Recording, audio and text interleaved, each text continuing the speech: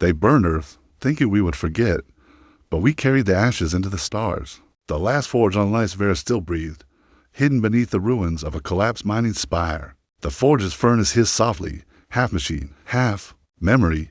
Cole Mercer knelt by its dying light, welding a cracked breastplate, unaware he was about to meet the last person in the galaxy he'd ever expect to trust. He adjusted his grip on the plasma threader, fingers blackened with carbon and old blood. Every clang of metal echoed like a whisper from a world long dead. His world, Earth. They used to call this place Refuge Sigma. Now it was just debris spinning on the edge of Sector 9, forgotten by the Ascendancy and left to rot after the orbital sieges. Cole had been a weapons tech for the Terran Resistance. Now he was a ghost with a toolbox. The armor on his bench wasn't human, sleek obsidian plating, laced with neural filaments, organic reactive surfaces that shimmered when touched, the kind only the Vari used. He'd found it 3 clicks east of the crash field, still warm, a full set, blood trails. And then, she hadn't spoken, just collapsed near the forge threshold and dragged the armor behind her like a corpse. He hadn't seen a living Vari this close since the siege of Europa. Back then, they'd rained fire on refugee fleets while singing hymns in their crystalline tongue. Now, one of them was in his workshop, unconscious, bleeding, breathing. He should have finished her. That's what the old Cole would have done, but the war had scorched too many absolutes from his bones. And there was something about her eyes, not gold like most Vari, but deep violet, and dull with exhaustion, not rage. He started with the plating, left the weapons aside. Armor repairs were universal, a truth that survived all wars. Metal cracked the same, no matter what side it fought on. Hours passed. She stirred only once, enough to flinch from the light, then slipped back into silence. When he reached the shoulder guard, his hand brushed hers by accident. She jerked, her eyes open. They stared at each other, to survivors, to enemies. Nothing said, nothing needed. He offered her water. She didn't drink. Instead, her gaze drifted to the armor. He followed it. A small crest was etched into the pauldron, not military, a house sigil. He recognized it from captured intel, royal caste. She was Vari nobility, or had been. You lost someone, Cole muttered, knowing she wouldn't understand. We all did. Stillness. Then, as he clamped the armor's core seal, he heard something unexpected, a subtle tremor in the still air. He looked up. She was crying, not loudly, not theatrically, just silent streaks running down her cracked, ash-dark skin. The tears glowed faintly violet under the forge light. Cole froze, holding the soldering clamp midair. She wasn't just wounded, she was broken, and for the first time since Earth's fall, so was he. The forge dimmed. A low rumble rolled through the broken mind structure, distant, mechanical, unmistakable. Sensors blinked red, perimeter breached. They were not alone. The forge lights flickered. Motion sensors blinked in a slow, rhythmic pattern, too calculated to be environmental interference. Cole's fingers tightened around the clamp. Drones, he muttered, rising from his crouch. Ascendancy hunters, you led them here. The Vari woman didn't answer. Her tear-streaked face had gone still again, the grief sealed behind. The kind of discipline born from war or trauma, probably both. He reached under the workbench and pulled out a scavenged rifle. One of the old Earth pattern pulse rifles he kept out of sentiment. More than hope, the charge indicator was barely at 40%. Can you fight? He asked sharply, not expecting a response. But she nodded. Slowly, deliberately, she stood, weak but resolute, and took a staggering step toward her armor. Cole hesitated only a heartbeat, then moved beside her, guiding the plating onto her arm. The autobonds clicked into place, recognizing her neural signature with a hiss and a pulse of faint light. The armor came alive, wrapping her like a second skin. Outside, a low hum began to rise, that distinct sound of atmosphere vibrating against carbon-plated flight wings. Then the shriek of grav thrusters. The hunters were near. Cole moved fast, sealing the last joint on her back plate. She staggered, once, caught herself, then tapped the side of her helmet. It hissed open just enough for her to speak. Her voice was softer than he expected. 10 units. Recon. Not main fleet. You speak common, Cole said, stunned, enough to know. You're about to die, she replied coldly. And then she was gone, sprinting out of the forge like a shadow unbound. Her armor blending with the darkness. Cole followed, Not because he trusted her, not because he wanted to live, but because after everything, something deep in his marrow refused to let him stand still while history repeated itself. He crept through the broken corridor, pulse rifle drawn, sensors flickering. The mine's shattered ceiling allowed faint starlight to pierce the gloom. He caught sight of her figure ahead, crouched behind slagged scaffolding, motioning with 2 fingers, a signal for silence. Then he saw them. The drones were almost insectoid, sleek, humanoid shapes with serrated limbs and glowing ocular nodes. Black on black plating, built for speed and terror. Old Terran Intel had called them Nyx units, named after the Greek goddess of night. Silent, fast, merciless. One moved past Cole's hiding spot. Too close. He didn't breathe. Then, a hum, a shriek, a bolt of violet energy shot from the Vari's palm-mounted arc launcher, cleaving the drone's head clean off. Sparks rained. The others turned instantly. Cole opened fire. His shots weren't elegant, just survival bursts. One drone dropped, then another, but he knew the rifle wouldn't last. The Vari moved like lightning, every motion calculated, every strike lethal. She leapt onto one unit, drove her gauntlet into its core, and twisted. The machine spasmed and collapsed, but one of them flanked her. Cole shouted, "Down!" She didn't hesitate.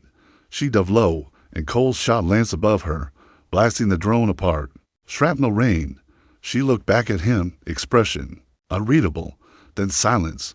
10 bodies twitched in the dust. Sparks danced on the wind. They were alive. Breathing hard, Cole leaned against a beam. "You could have warned me about your translation chip. You never asked," she replied, her voice hoarse. He looked at her, not as an enemy now, but something far worse, a mystery. "Why were you crying?" he asked. She froze. The forge lights still glowed behind them. The battlefield, a graveyard of synthetic monsters, lay silent around them. "I lost my bondmate," she said at last. "She died buying time for me, for something that doesn't matter anymore. Why were you headed to the forge?" She looked at him now, really looked, because that forge holds a Terran data vault. "I was trying to save it." Cole's blood went cold. He had sealed that vault himself after the fall. It held thousands of pre-war schematics, our free engineering archives, and encrypted logs from the first Earth fleet. No one outside of the Resistance knew.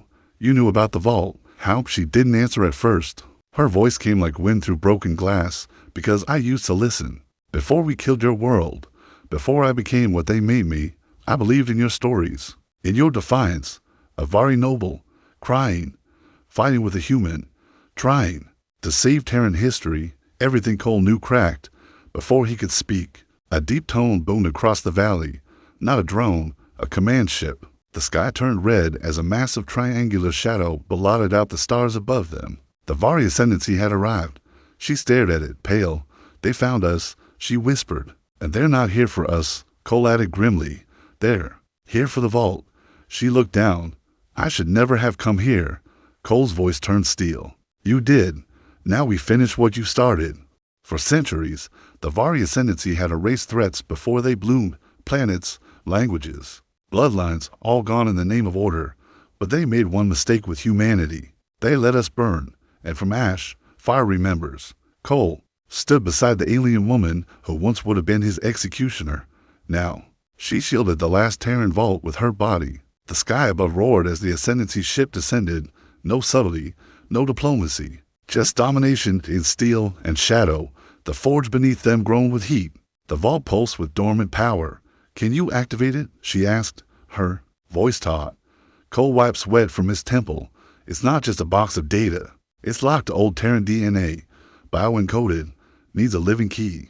"And you're that key?" "No," he said, "but I know where it is." Her expression darkened. "You mean there's another?" Cole nodded. "My mentor, Commander Idris Harlan. He sealed the archive when Earth fell, went underground. If he's still alive." "You think he is?" Cole's jaw tightened. "He was too angry to die." A deep shriek cut through the forge ceiling. Then the impact. Troops, not drones this time. Vari stormtroopers, tall, glinting with obsidian armor and solar flares along their helmets, dropped from orbit in pods like metallic meteors. Cole grabbed the alien's arm and pulled her back. "We need to move. Now. We won't outrun them." "We don't have to," he said. "We outthink them." He tapped a small hollow panel near the forge door, activating the mines. Old security failsafes, the walls groaned, then started to collapse inward, sealing the forge behind them. But the vault, I'll come back, Cole said, locking eyes with her. If we lose it now, the last piece of who we were dies. You said you came to save it, then help me save the one man who can open it. She didn't argue. Together, they ran. They moved through the wreckage of the outer colony, shattered walkways, broken towers, fallen resistance banners. Cole had memorized every inch of it during the war. He knew where Idris had gone, the Absol line, a tunnel carved deep into the planet's crust, where old Terran engineers had once mined for arc fusion cores. It became a resistance shelter after the fall. The Vari never found it. Maybe they stopped looking. Maybe they believed no one would be foolish enough to live beneath a dead planet. But they weren't human. They descended through fractured shafts and collapsed bulkheads. Cole's breath grew shallow. The air was thin, poisoned over time. The Vari woman stumbled, then righted herself. This place is cursed. We called it home once. Cole replied. She didn't answer, but her expression shifted. Something haunted. How did Earth fall? She asked, quietly, not in numbers, in spirit. How did you survive that? Cole stopped. It was the first honest question the Vari had asked him. In years. I didn't. He said, not fully. I watched oceans boil, cities vanish. My little brother died holding a book on Mars, because someone thought human stories were too dangerous to exist. He turned to her. But we remember. That's how we survive. That's what you never understood. You erased our world, but we carried it in scars, in names, in rage. You can't kill memory. She looked away, ashamed. Good. They reached the inner vault of the Absol line, a door sealed by ancient Terran tech, rusted and battered. Cole tapped the code. Nothing. He hesitated, then pressed his palm to the metal. Idris, if you're alive, he muttered. This is Cole. We need you. Seconds passed. Then, a hiss, the door slid open. A man stood inside, hunched, gaunt, but his eyes burned like wildfire. About damn time. He growled. Cole's throat caught. Commander. Idris Harlan stepped forward, gaze flicking to the Vari woman, instantly calculating. She, with you, she's not against us, Cole replied. Long story. Make it short, Idris said. We've got less than an hour before that dreadship above glass graters the whole sector. He turned, motioning them inside. Inside the shelter were remnants of old Terran brilliance, data cores, blueprints, even a prototype AI, a resistant seed. Hope. She came for the forge vault, Cole said. She's trying to save what you buried. Idris narrowed his eyes. Why? The Vari woman looked up. Because your stories wouldn't die, and mine should have. Silence. Then Idris gave a sharp nod. We light the fire. Then, within minutes, they'd activated the sub-network, buried links between the Absol line and the forge. Idris transferred biometric clearance to Cole. The vault was now accessible. But before they could plan more, the shelter shook. A voice boomed from the speakers, imperfect, cold comment. Terran resistance. This is Overseer Varel of the Ascendancy. Surrender the vault and the traitor, or face eradication. The Vari woman stepped forward. I know Virel, she said, trembling with quiet fury. He killed my bondmate. He's not here for knowledge. He's here to erase history. Cole looked at Idris. No surrender, Idris said. Then we strike first, Cole replied, for the first time. In years and decades, humanity had more than just memory. They had a plan, and an alien who cried for Earth. The first spark had ignited. They rose through fire. Cole, Idris, and the Vari woman, three shadows climbing through the ruins of a forgotten world. With nothing but broken weapons and heavier ghosts, the plan was reckless. It had to be. Strike the Ascendancy dreadship. From within, steal the command codes, force a planetary evac, save the vault, save the last stories of Earth. Idris called it Operation Cinder Soul. It wasn't a name. It was a warning. Once we breached the Ascendancy cruiser, Idris had explained, we're inside the most protected ship in the sector. No second chances. And what if we die? Cole had asked. Then we die remembered. The Ascendancy wouldn't expect a ground-level strike, not from 3 survivors and 1 ancient AI buried under the forge. The prototype intelligence, nicknamed Krios, had once been destined to pilot Earth's last Ark fleet. Now it was a forgotten whisper in Idris's vault. But Krios remembered pain, and Earth. And it hated the stars for forgetting. They launched at night. Under cover of toxic clouds and broken weather systems, Krios hijacked an old Ascendancy scout ship buried in the mines and masked their signal as returning salvage crew. The Vari woman, now armored, silent, and without name, assumed the voice of the operation. She'd been royalty once. Now she wore her own lie.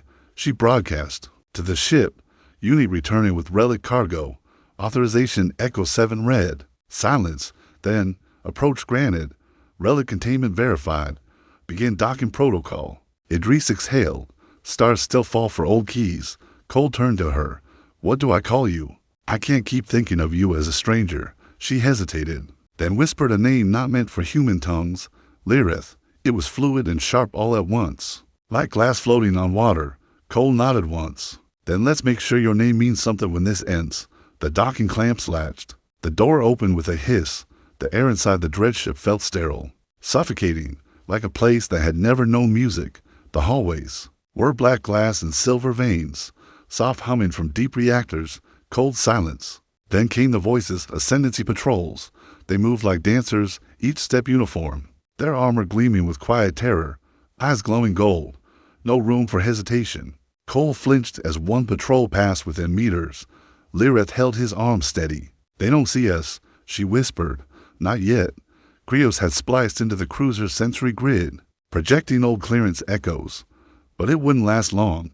They moved fast, following Idris down narrow maintenance corridors toward the ship's central mine core, a crystalline tower that ran from keel to spine. It housed the command codes, weapons control, and most importantly, a neural tether to every drone on the surface. Kill the core, and the invasion dies screaming. They reached the outer ring of the core chamber. For guards, one lockdown panel, 2 minutes. Idris muttered. Then Krios takes the link.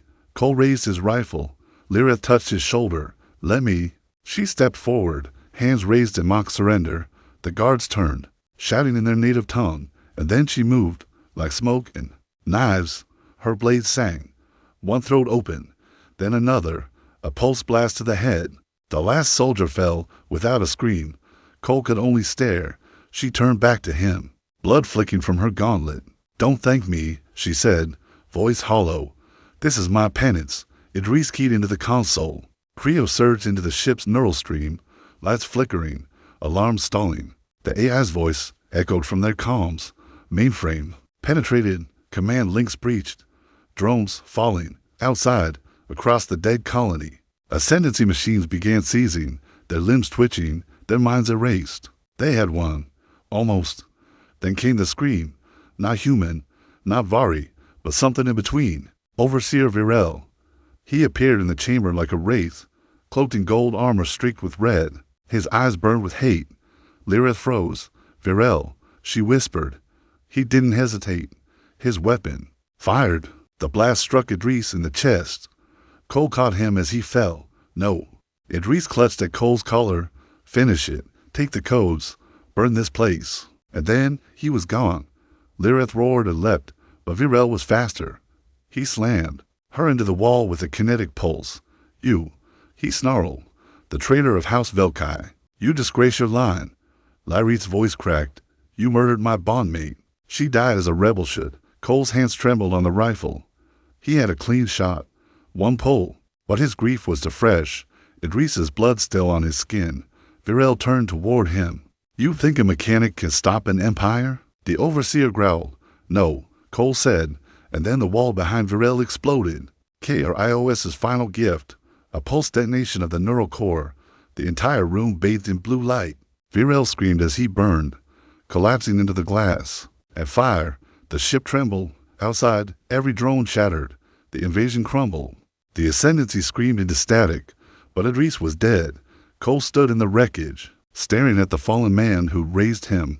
Lyrith approached, her voice softer now. He believed in what you are. What am I? Cole whispered. She placed the Ascendancy core key in his hand, the last flame of a fallen world. As the cruiser fell into the atmosphere, they escaped, barely, in a collapsing pod. Behind them, the sky lit with the fury of a dying empire. Below, the vault still waited, now unlocked, but above all else, the war had changed. The galaxy had seen a mechanic kill a god, and a Vari cry for Earth.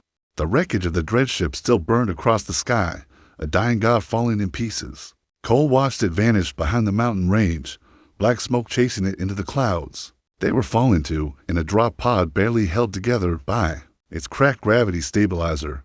The controls flickered, the hull screeched, and the AI voice of Krios calmly stated, descent velocity exceeding optimal range. Recommend prayer or final thoughts. Cole gritted his teeth and yanked the emergency thrusters. The pod bucked hard, slammed into the ash-covered surface, and skidded to a halt near the old forge like a coffin hurled from orbit. Silence, smoke, hiss from the vents. Cole coughed, blood in his mouth, ribs aching. Lirith was slumped against the bulkhead, unmoving. Hey, he rasped, crawling to her. Come on, not like this. He tapped her armor. No response. Then, a flicker of her eyes. She breathed. He exhaled. You're too stubborn to die. So was he. The forge had changed. Krios had reconnected during descent. It had fused its own neural matrix with the Terran vault, unlocking the final layers. What was once just a repository was now something more. A voice greeted them as they entered. Welcome, bearer of the memory. Welcome, traitor of the crown. Cole looked up at the flickering life form, the vault's central guardian. A humanoid projection of shifting blue light. Voice, deep and calm. It bowed. You carry Earth in your blood. She carries redemption in her silence. Lyra stepped forward, weaker than before. Can it be done? Yes, the vault replied. But the cost will be high. Cole narrowed his eyes. What cost? A panel unfolded from the floor, displaying a map of the sector. Countless red zones marked active ascendancy strongholds. But one blinked differently. A pulse of white fire. The obsidian relay. Krios' voice returned. They are calling for reinforcements. From the outer reach. From the core. Cole frowned. We destroyed their fleet. Their command ship. Lirith answered grimly. That wasn't the heart. Just a finger. She pointed at the relay. The real ascendancy sits at the core. They don't care about casualties. They care about control.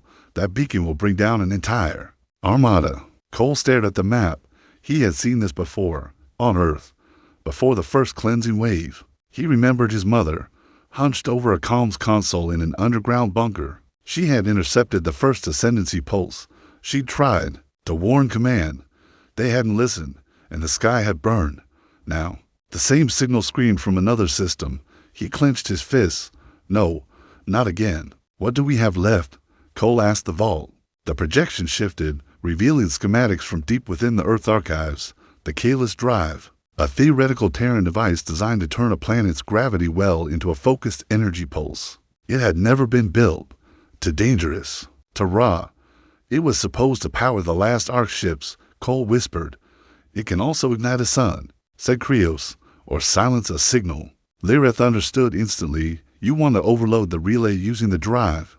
Cole nodded. We stop the signal. We shut the door. We give the galaxy room to breathe. But it's never been tested, Lyra said. You don't know what it'll do. I don't care. The vault pulsed. There's one more thing. The Kalis drive needs a catalyst. Something bound to both the forge and the enemy. Something living. Cole's heart slowed. What does that mean? The vault looked at Lirith. Her face darkened. It means me. No. Cole said immediately. No chance. I am Vari, she said quietly, born of the ascendancy. Coded into its lattice. My blood. It's the key. That's suicide. It's redemption, she replied. You heard Krios. My name is already Ash. Let me burn for something that matters. Cole stepped forward, voice shaking. You cried for Earth. You fought beside me. Don't throw that away. She touched his hand. I'm not throwing it away. I'm giving it meaning. They worked through the night. Cole reconstructed the Kalis drive from the schematics, welding pieces from the forge's fusion core, scavenged dreadship plasma conduits, and pieces of Lyrie's own armor. Every piece felt like a funeral and a rebirth. Krios interfaced directly with the relay's waveform patterns. The AI was silent most of the time now. Its power was draining. Idris's jacket still hung on the forge wall. Cole wore it while he worked. Every rivet, every bolt, every coil was a defiance of extinction. At dawn, the drive stood complete, humming like a newborn star. Lirith approached it. She no longer wore armor, only a thin robe of gray ash cloth. Vari's ceremonial garb once reserved for warriors before execution, Cole reached for her hand. "I should be the one to go," he said. "No," she replied softly. "You're the one who'll carry the story." Her hand lingered on his chest, over his heart. "Let them remember we stood together." As she stepped into the cradle of the drive, the vault shimmered with light. The forge trembled. The countdown began. Cole watched her disappear behind the core casing, her silhouette burning in the blue glow. She turned once, just once, and smiled. A single tear rolled down her cheek. Then the light consumed her. High above, the obsidian relay began to scream, and then it fell silent. The galaxy held its breath and remembered. The silence after the detonation was unnatural to perfect, like the galaxy itself had paused to understand what had just happened. Cole stood at the edge of the forge's blast shelter, scorched and bloodied, watching the horizon boil with blue-white fire. The keyless drive had gone off less like a bomb and more like a voice screaming through the fabric of reality, and it had screamed no. The obsidian relay was gone, annihilated in a silent flare that bent the clouds and split the ash sky open. The call to the core was severed. No reinforcements were coming. No empire would arrive in time to finish what their lesser had started. But the cost, Lirith was gone. She had offered her life, her blood, her lineage to shatter the same voice that once commanded her people to cleanse Earth. There was no body to recover, only the whispering echo of her name, still encoded in the forge systems. Cole hadn't spoken since Krios was fading too. The AI's energy had been all but consumed in the overload. It flickered now across the vault's walls like a dying constellation. Vault integrity at 20%, it said in a voice soft as rain. System deterioration accelerating. Cole didn't respond. He sat alone beneath the last flag of Earth, torn, blackened, but still flying on a rusted pole. It had once hung above New Moscow before the glassings. He ran a hand over Idris's old coat, still stained with blood and dirt. So many gone, so much burned. But the stars were still there, watching. By the second day, remnants began arriving, not enemies, humans, scattered fleets, silent warships, refugees from a dozen lost worlds. Some bore the insignia of old Terran divisions, others had none at all, only ragged holes and scars. They had received Krios' final transmission before the keyless drive fired. A burst-coded signal across narrowband frequencies only resistance. Tech could interpret. A message of fire, a call to rise, and they had come. Cole greeted the first arrival in silence.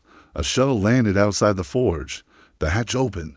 A girl stepped out, young, pale, eyes sharp with fear and wonder. She looked around at the broken world. "Is this where it happened?" she asked. Cole nodded. "You knew her," the girl continued. "The Vari." He looked at her, jaw tight.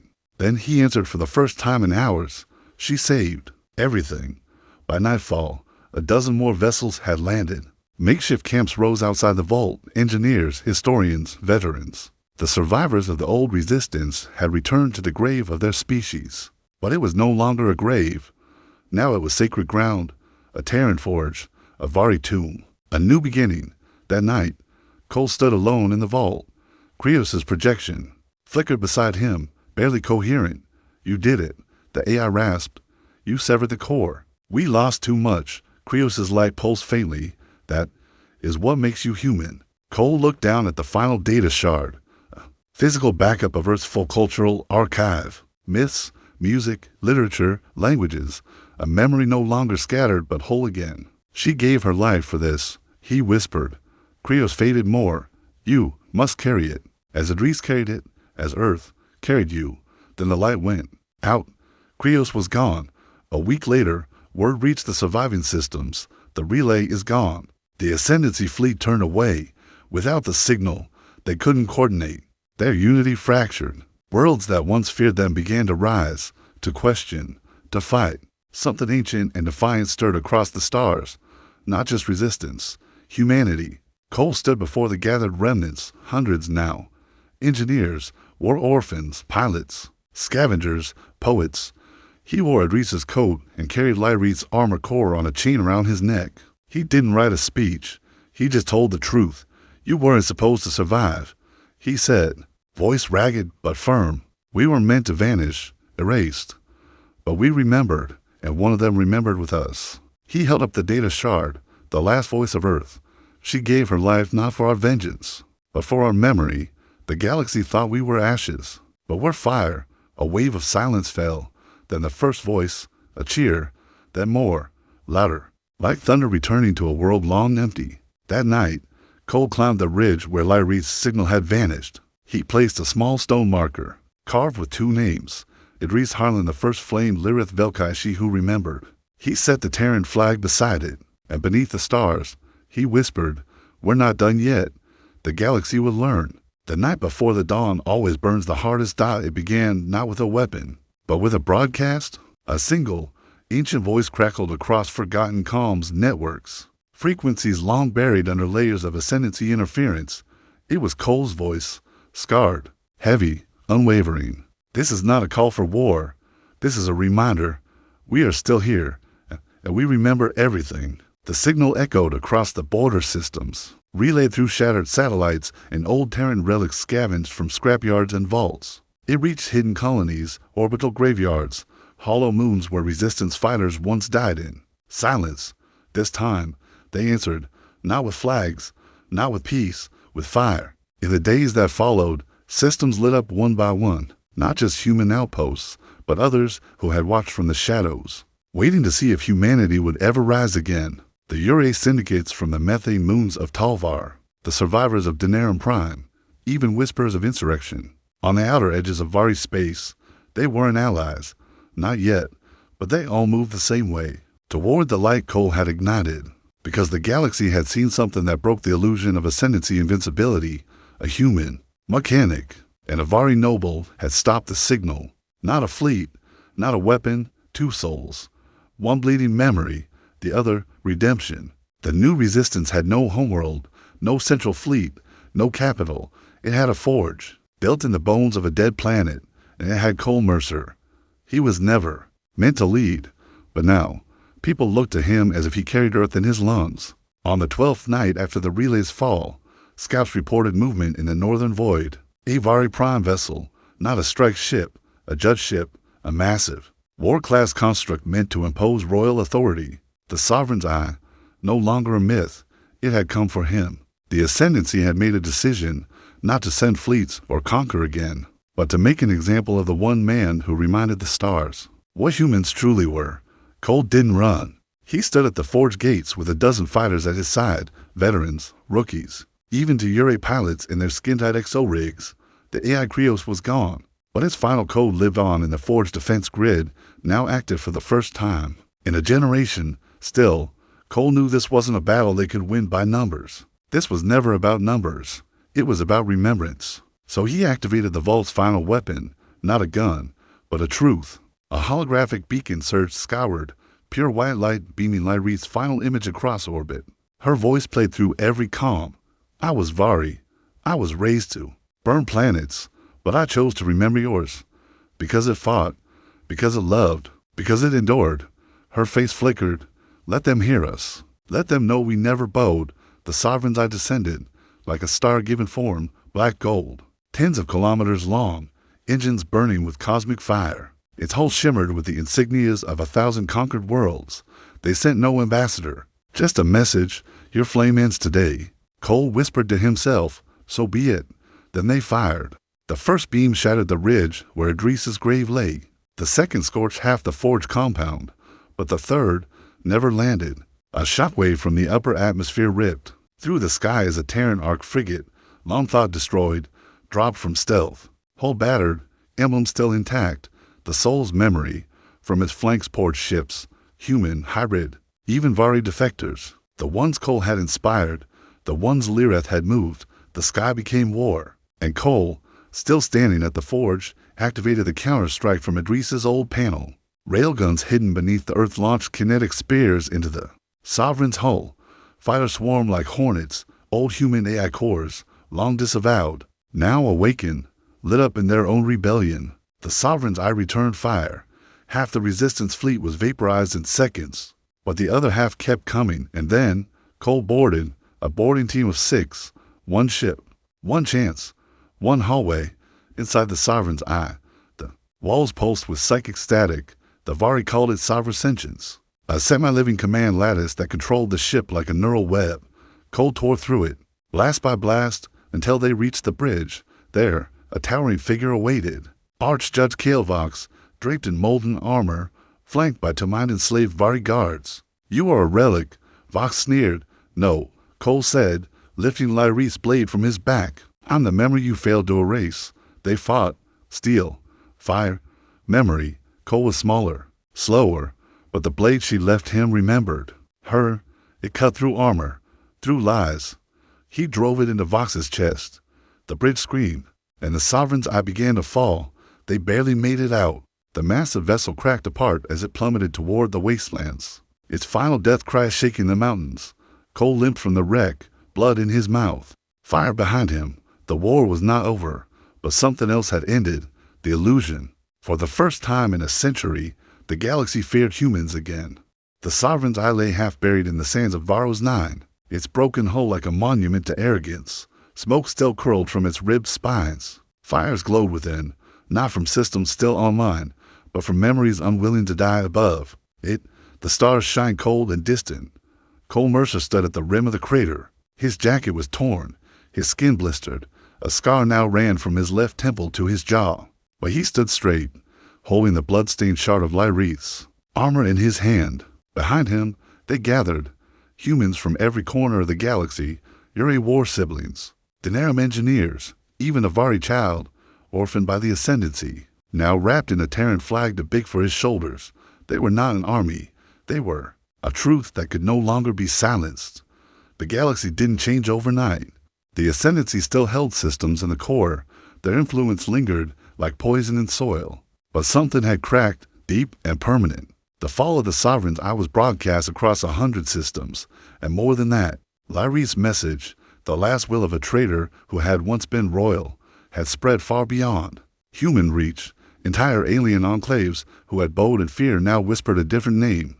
Terrence, not as a curse, but a warning, a promise. The forge on Varro's Nine was rebuilt, not as a war base, not as a bunker, but as a library. At its heart, they installed the Terran Vault, now restored and complete. Every language, every song, every broken piece of humanity reassembled like sacred scripture.